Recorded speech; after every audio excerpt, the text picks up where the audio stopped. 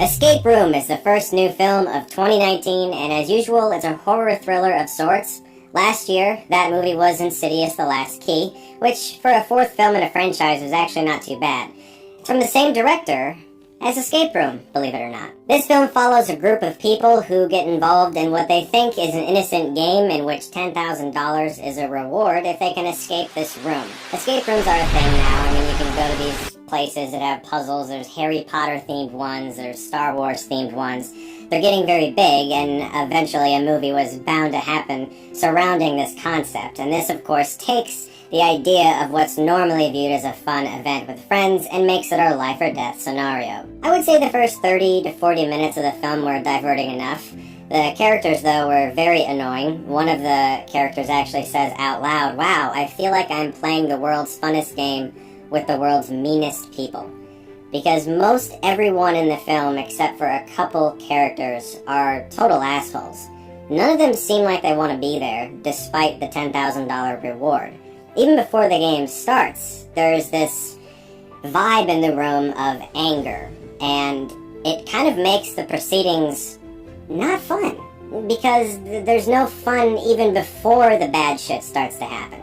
You can't really enjoy watching these people get involved in these scenarios because they seem absolutely miserable before the life and death stuff happens. And that could perhaps be an attempt to endear us to these people because it makes us feel for them because we understand that their lives haven't gone very well.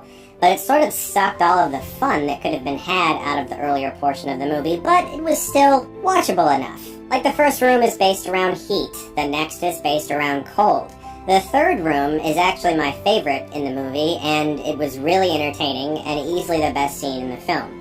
Deborah Ann Woll from Daredevil, who I love, gets a lot to do in this scene. It's this upside-down room in which the ceiling looks like the ground, but the ground also looks like the ground. There's pool tables on the ceiling, lamps on the ceiling, and the director, Adam Robitel, does a lot of interesting things with the camera throughout this scene, twisting things around and playing with your perception, and I thought that was actually really clever.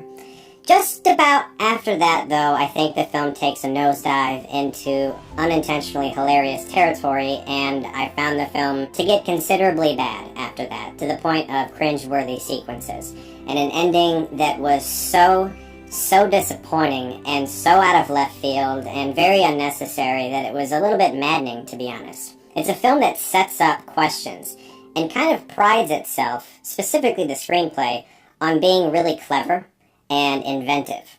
And it makes you ask questions about things you see early on, a doctor's name, for instance. And then the film tries to tie this into things as the film gets to the end.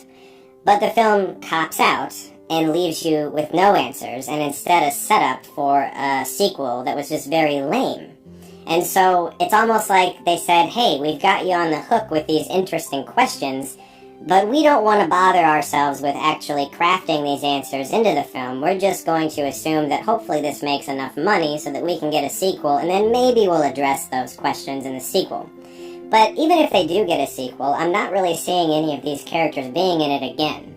It's probably just going to be another straight-to-DVD sequel, or if it does get a theatrical sequel, it'll probably just be a new group of people. This movie feels very much like a PG-13 version of Saw combined with the movie Cube. If you've ever seen Cube, it's a sci-fi film with a group of people that are stuck in a cube, and every single room has these puzzles that they have to solve so they can advance farther and farther into the cube and hopefully escape. This movie is a mashup of those things, especially once you discover certain things that are going on under the surface.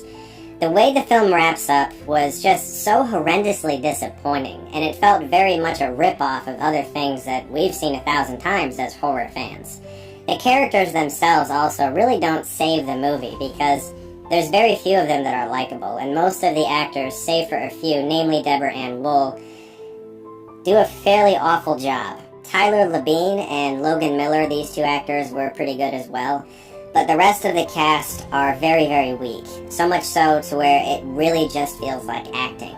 None of their emotions really feel authentic, especially our lead actress, who is apparently the main protagonist. She's on the poster, and throughout the movie you kind of get on her side of things, but she never really comes forth in the film to be the protagonist. She does very little of any real merit. She makes a couple smart choices. There are scenes where you can see that Adam Robitel is talented, and I did like Insidious: The Last Key. His film, The Taking of Deborah Logan, also did fairly well on the indie horror circuit. I think he is a very talented filmmaker, but this very much so feels like a studio botched job. And that's just my personal impression. I could be completely wrong.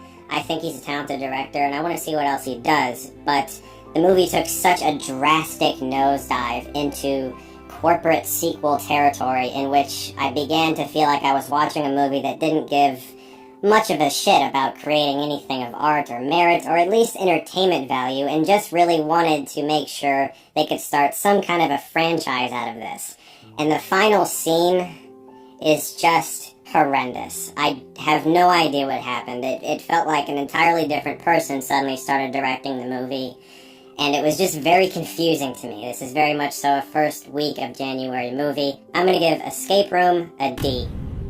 There are parts of the movie that I found entertaining. It's just that when the film takes such a drastic turn towards the end and kind of reveals itself to be what it is, it just lost me after that. Guys, thank you so much as always for watching. I'm looking forward to some movies this January, namely Glass, the Dragon Ball Super movie, The Kid Who Would Be King from the director of Attack the Block. That could be interesting. I'm looking forward to seeing that. Guys, thank you so much as always. Hi guys, thank you for watching my For Every Movie Reviews. Press the red button and subscribe and press on the bell icon for notifications. Thank you.